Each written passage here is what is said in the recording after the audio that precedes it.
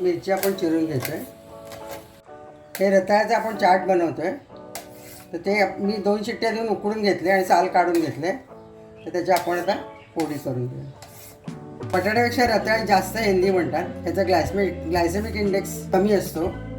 2 चमचे तूप घालतोय, मिरची घालतोय, थोडेसे आपण जिरे पण घालतोय. उपासाची डिश आहे.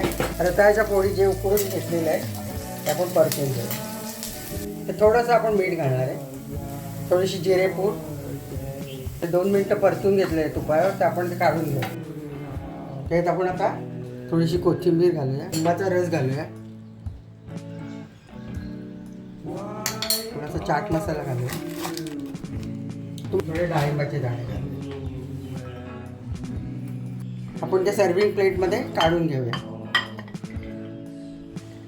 हा उपासाचा बटाट्याचा चिवडा आहे.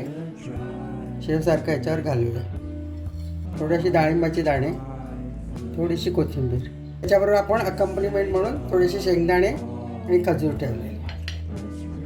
स्वीट पोटॅटो चाट तुम्ही करून बघा आणि तुम्ही लाईक करा, शेअर करा आणि कमेंट करा मला कसं झालं ते. क्विक आणि सोपी रेसिपी.